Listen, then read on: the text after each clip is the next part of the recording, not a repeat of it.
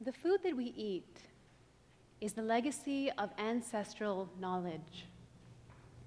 The food that we eat is part of our cultural, religious, and personal identity. Just the right combination of smells and tastes and textures can trigger memories that we thought we forgot about years ago. Like a memory I have of being in the first grade, and my mom said to me, "You're old enough to learn how to cook rice." So she took me into the kitchen, and she showed me how before you cook the rice, you have to wash it 3 times in cold water, 3 times. And I said, "Why do we have to wash it 3 times?" And she said, "Because that's the way we've always done it." Well, a few days later, I was cooking rice, and my dad looked over, and he said, "You're supposed to rinse it until the water runs clear."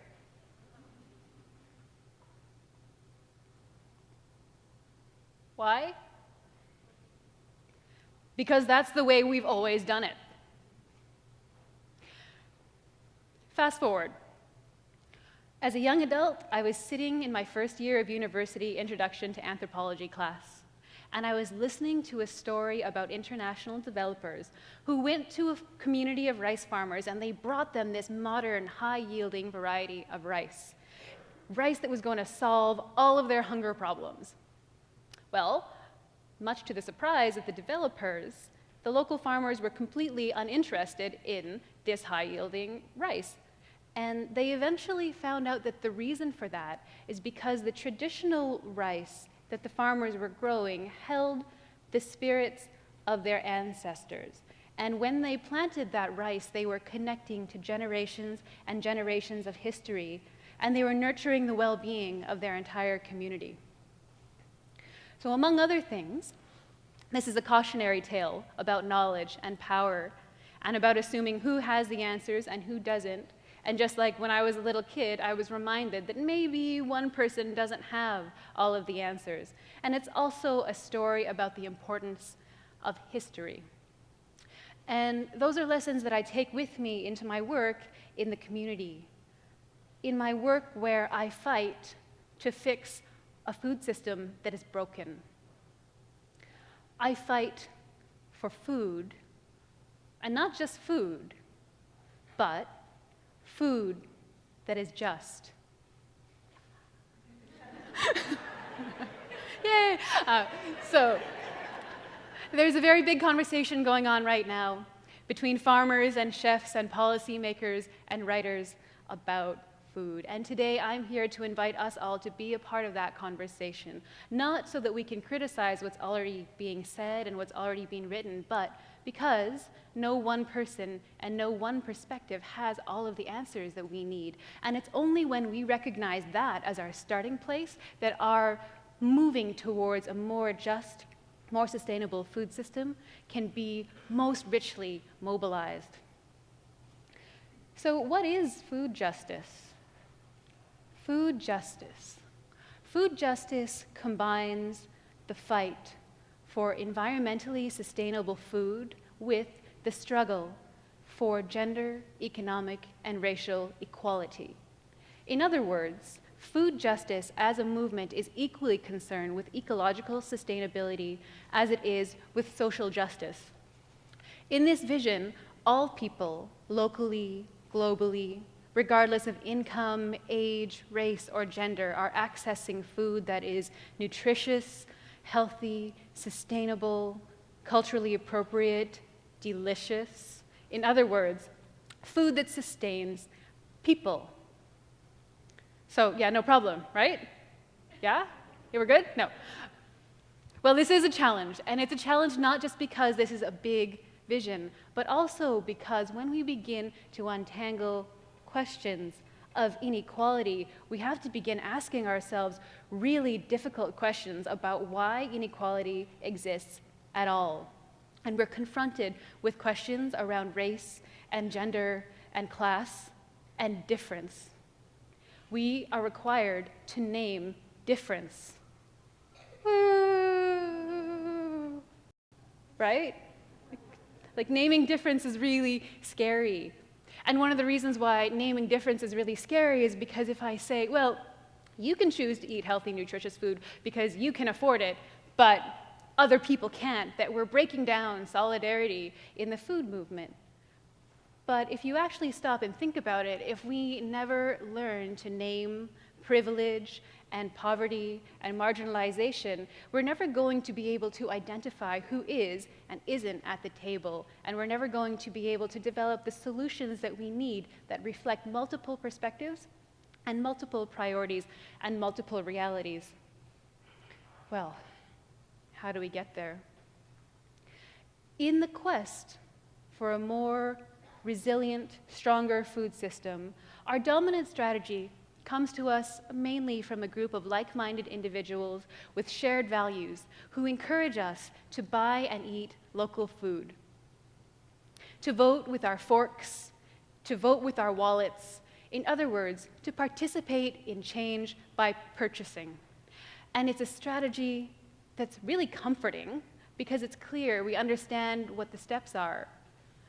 But what about the people who can't participate? Where does that leave them? In his book, In Defense of Food, how many people have read In Defense of Food? Yeah, we have like a 5%. Okay, awesome. So in his book, In Defense of Food, Michael Pollan tells us that not everyone can afford to eat high-quality food in America, and that is shameful. However, those of us who can should. And for those of us who can, that's a really powerful message. It's a really powerful call to action. But what happens to the people who can't participate? Where does that leave them? Is buying and eating local food really an effective strategy for social change? If we stop and we think about it, we begin to see that there are biases that are embedded in this strategy. And there are biases which are subtle, but which exclude many people and which send a message that there's no space for you in this movement. We can look again to Pollan's writing where he tries to help us navigate this complex, contradictory world of nutritional and healthy advice that is really overwhelming even for those of us who read about food all day and live it and eat it and breathe it. And he tells us, don't eat anything that your great-grandmother wouldn't recognize as food. Fantastic, right? It's simple, it's straightforward, for once. We know what he's saying, and we know what he means. But wait. Our great-grandmothers were as diverse as we are. And their ideas about what food is good and real and delicious was radically different from each other. And their food choices were constrained not only because processed food as we know it today didn't exist back then, but because their world, like our world, was incredibly complicated. Some of them were subjugated by colonial powers who tried to impose their cultural practices on what people did in their lives, in their homes, in their kitchens, what they ate. Some of them were forcibly sent to schools where they had to learn about the colonizers' food, not as options, but because they were being taught that their own food traditions were inferior and bad. Others were slaves, or they were very poor, or they lived through war, or they lived through famine, and they learned to get by eating whatever was available, leftover scraps, whatever they could find. And others hunted and gathered for food in areas that today are too polluted, or they're privately owned, or both. So thinking about that, does that mean that Pollan's advice to us is bad? How many? No. Okay. Nobody has an opinion. Well, I don't think that it means that Michael Pollan's advice is bad. I think that he's giving us great advice. I think he's giving us wonderful advice.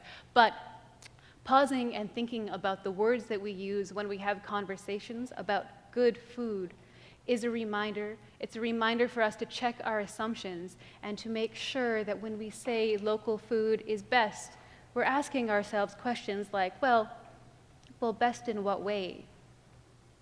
Especially when we are thinking about our grandmothers.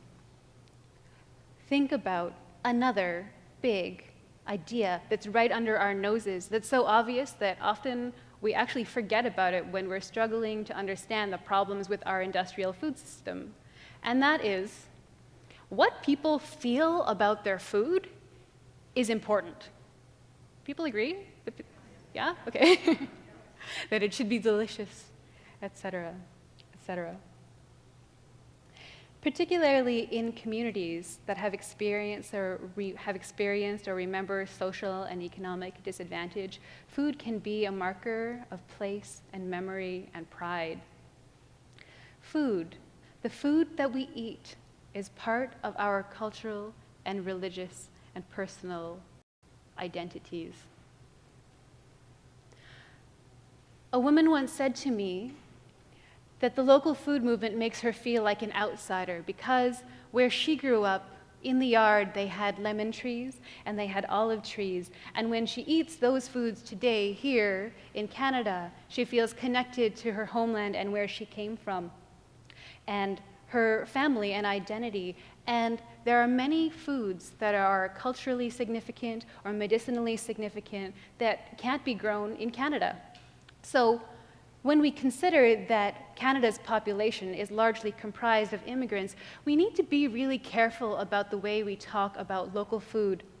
Not because local food is bad, but because when we say local food is best, we need to be really careful that the message that we're sending is not, you should eat like us because our food is better than your food. I recently learned of a community garden project where volunteers were growing beautiful organic vegetables for lower income families. And it was eventually discovered that the recipients of the vegetables, who were mostly elderly immigrant women, didn't know what to do with them. They didn't recognize them. And so most of this food that was being grown with such care and generosity ended up going to waste. So I asked, well, finding that out, did the volunteers then begin to grow more culturally familiar vegetables, or did they have some recipe sharing sessions where they showed the recipients what to do with the vegetables? And unfortunately, the answer was no. So that what was potentially a very powerful community connection was lost. Cultural awareness about food has lots of implications. In his TED Talk about obesity in the United States, Jamie Oliver, how many people have heard of Jamie Oliver? Yeah? Yeah. So in his TED Talk on obesity in the United States, Jamie Oliver tells us, all children have the right to milk. And of course, all children have the right to real food that's not full of additives and added sugar, which is what he is speaking to. But what does that mean, the right to milk? What does that mean when we start to unpack it? I worked with a man who was newly arrived in Canada, and he was very anxious to find unpasteurized milk for his children. Because in the country where he comes from, unpasteurized whole milk is the best possible food that you can give to your growing kids. And he was astonished that you can't buy unpasteurized milk in Canada, because in Canada we have a very different understanding of milk and health. And that Canadian understanding of milk and health was in direct conflict with this man's right to milk as he knew it for his children. And most of you probably already know this, but of course the ability to digest dairy is inherited, and it's not universal. Lactose intolerance, which is the inability to digest milk sugar. Anybody here lactose intolerant? Yeah, a few people? This lactose intolerance is really common in many communities in Asia, and it's also very common in many First Nations communities here in Canada. So we need to be aware when we're offering nutritional advice that if we are not being culturally aware, that we could be causing more damage than good. That if people who are lactose intolerant are avoiding dairy products, they could be putting themselves at risk for osteoporosis or increased risk of bone fractures because maybe they're not eating calcium-rich, dairy-free foods, and they need information about calcium-rich, dairy-free foods. And let's not forget, of course, that just because people don't have the money to participate in buying and eating local food, that they're not aware of what's going on with our food system. Again, I worked with a woman who said to me, you know, I know, of course I know what's going on with industrial meat farming, and I feel really bad. I feel awful about what happens to the animals on those farms. But I'm a single mom, and we only have one income, and buying local and organic, it's not an option for us. I was at the Vancouver Farmers Market recently. I love going to the farmers market, and I noticed that the price for a dozen eggs was $7, compared to $2 at the local grocery store.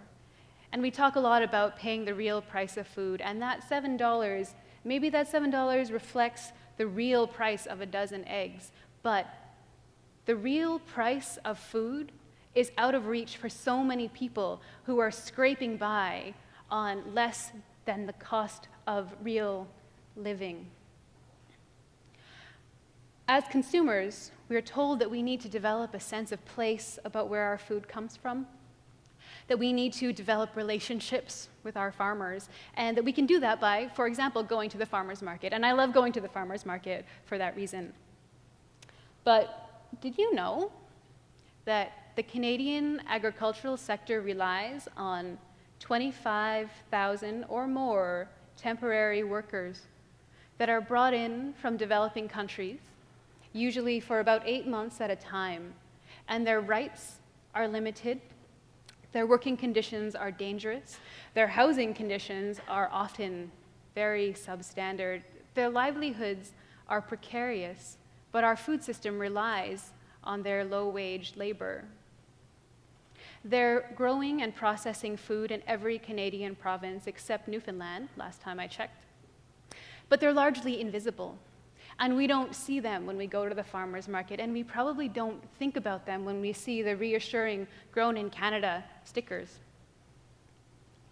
So, we've talked a lot today about the limitations of the buying and eating local strategy as far as creating change goes. But for those of us who really care and who are worried about our broken food system and who want to do something, what can we do, considering that the roots of the inequality that we're talking about today are so deep and so wide and so overwhelming? Where are our concrete and comforting steps? Well, I wish that I could take us all up to the mountaintop and show us where the solutions are. But as I said, no one person and no one perspective has all the answers, and that includes me. But what we need is to have conversations among people that welcome those multiple histories and those multiple perspectives and those multiple realities, because it's only then that these conversations can really move into action, and it's only then that all those many voices can add richness and relevance and power to a movement that's important and that needs every possible ally. So, instead of a mountaintop, I have some tips.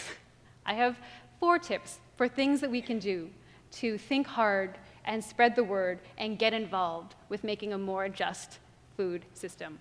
So, number 1, the next time you're at the farmer's market, look around.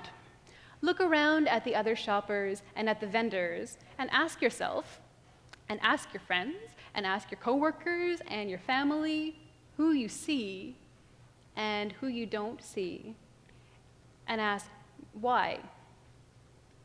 Number 2, the next time you are preparing your favorite recipe, pause. Pause and think about the way this food connects you to your friends or your family or a special place or a special memory.